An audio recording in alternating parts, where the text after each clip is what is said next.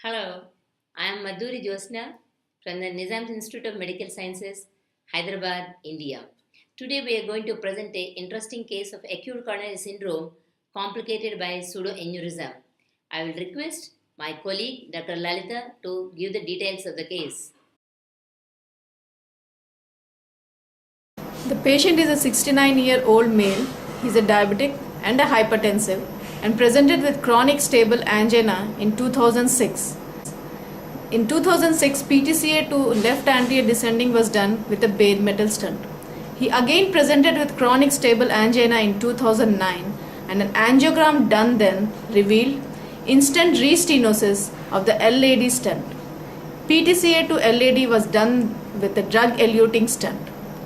He presented in December 2013 with unstable angina and a repeat angiogram showed single vessel disease involving the LAD. The LAD had 80% osteoproximal lesion with minimal instant luminal loss.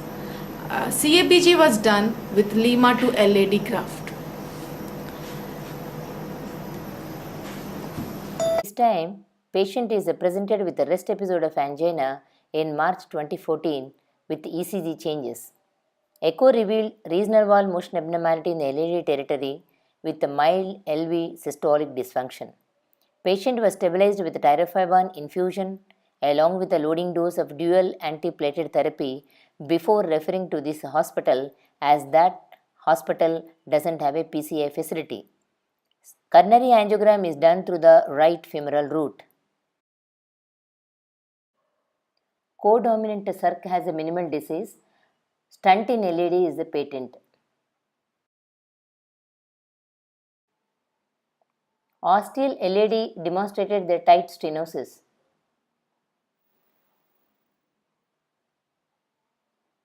This is RAO cranial view.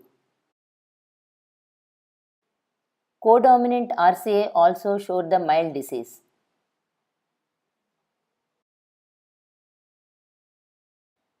Lima graft is patent, but this is anastomosed to the distal diagonal branch, but not to the LAD.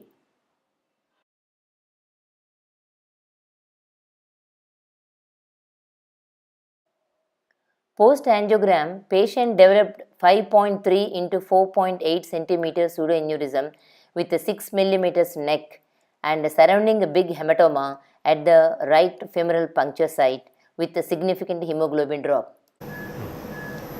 Patient received 3 blood transfusions, anti-anginals in view of his rest angina and decongestive therapy with continuation of dual antiplatelet therapy. In hospital, the patient had another episode of rest angina with ST depressions in anterior leads along with LVF, which was controlled. CT angiogram confirmed our diagnosis of a pseudoaneurysm with a large hematoma. Urgent vascular surgeon help was taken for pseudoaneurysm repair and evacuation of the hematoma. So immediately we taken the patient for the PCI to the LAD, and during the PCI the major problems we encounter is the first thing is vascular site complications complicating the unstable nature of the patient, and the second one is what vascular site we have to take the patient and how effectively we can do the PCI in this. So actually the major problem in this patient is not only the pseudoaneurysm repair from the right femoral artery, but unfortunately we have asymptomatic occlusion of the right radial artery. The leftover access sites for us is left radial artery and left femoral artery. To add it to that problem, we have a very complex proximal LAD lesion. So finally we decided to go through the left femoral artery. So we cleaned it and we put the sheath in the left femoral artery, and we are going to do through this road. As the patient has a distal left main disease also, we decided to take the Judkins left of 3.5 curve. Sister, please can I have the 3.5 Judkins? Thank you. Just I will demonstrate to you how complex is the osteoproximal LED lesion. This lesion actually is starting from the distal left main with a mild block, and thread-like LED is taking origin at 130 degrees from the dimple of the left distal LMCA plaque. In addition to that, this patient is complicated by not having a protection to the LCX, which is a dominant LCX. First we will try with the AGWR. Sister, please can you give the AGWR to me?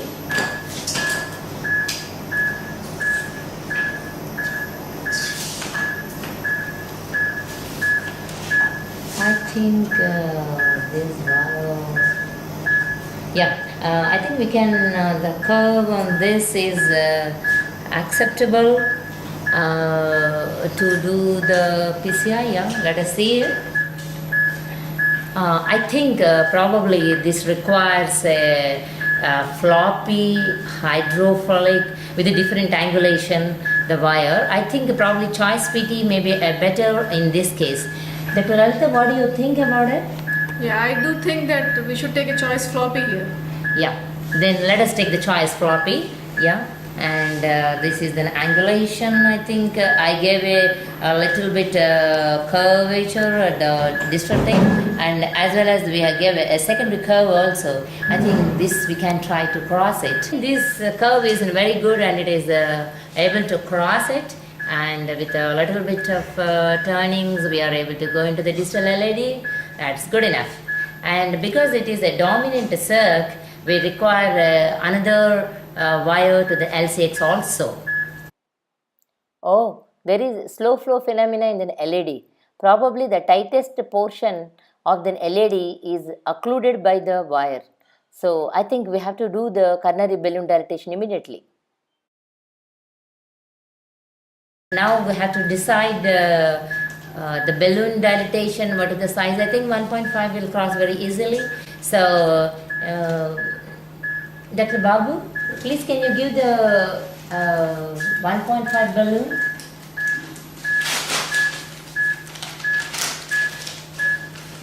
Yeah, very good enough. Thank you.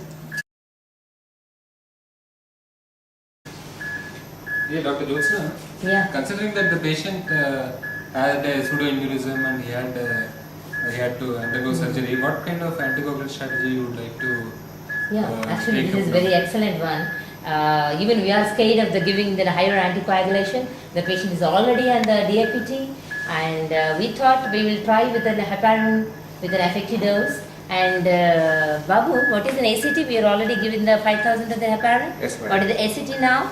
ACT 256. Oh, good. It is an excellent. I think that Radhika, is that okay? Or should we give them some more heparin? I think between the 250 to 350 in a complex angioplasty acceptable. If it is required, the further we can give it and we can further test it. Depending upon the complexity and duration? Yes, we will do that. Dr. Jyotsna, from the angio we can see that there seems to be an osteoproximal involvement of the LAD as well. So would you like to do an IVUS, or would you prefer covering it up to the ostium extending into the LMCA? That's true. There are two strategies for osteal LAD lesion treatment. One is the stent implantation to simultaneously cover the osteal LAD lesion, origin of the circumflex artery, and to the greater or to the lesser extent to the distal LMCA. This entails a further planned intervention to adapt the proximal portion of the stent to the bifurcation and the LMCA, usually by simultaneous inflation of the two balloons, that is kissing balloon technique. Another strategy consisting of implanting a stent to cover the LAD ostium with a minimal protrusion in the area of the carina. Yeah, I think we can stop near the ostium of the LAD instead of extending into the LMC. The problem of the choice is about the type of the stent what you are going to use for this. We used a patient had a BMS with a restenosis, and DS is used, and we used the Zinsby. And now relatively there is a patency of the vessel which is stented. So, should we take the same Zinsway or should we take a different one? What do you think, Dr. Aditya? Is there any strategies or anything which will say that different type of the stent or same stent is going to be the better in this patient? Yeah, the earlier everolimus eluting stent seems to be fine. Probably we could go with the same molecule here also. Yeah. As Dr. Radhija said it, actually there is a few studies which demonstrates that in a sirolimus eluting stent, the restenosis, we can use the paclitaxel, as well as the paclitaxel induced ones, we can use the limus. But in this patient, the patient had a relatively well preserved previous stented drug eluting stents with everolimus. I think it's the prefer to take to the everolimus. The size is going to be 3.5 into 14. Okay, Babu, please get the Zinsway at 3.5 into the 14. Thank you. After the stent implantation, I think it is a good position because it is covering the ostium and not much of a protrusion into the left main, and there is no pinching of the circumflex. I think it is an acceptable result in the end. In unstable acute coronary syndrome patients, it is better to control the bleeding complications with appropriate therapy, like in this case, urgent pseudoaneurysm repair and planning for the PCI as early as possible. Even during the PCI of an osteoproximal LAD lesion with a dominant circ without an IABP axis, we should have a proper planning, like selecting the Judkins catheter guide for the engagement of the left main disease and using an angulated more than 90 degrees distal tip angle and floppy choice wire to cross the lesions gives a success to the case. Thank you.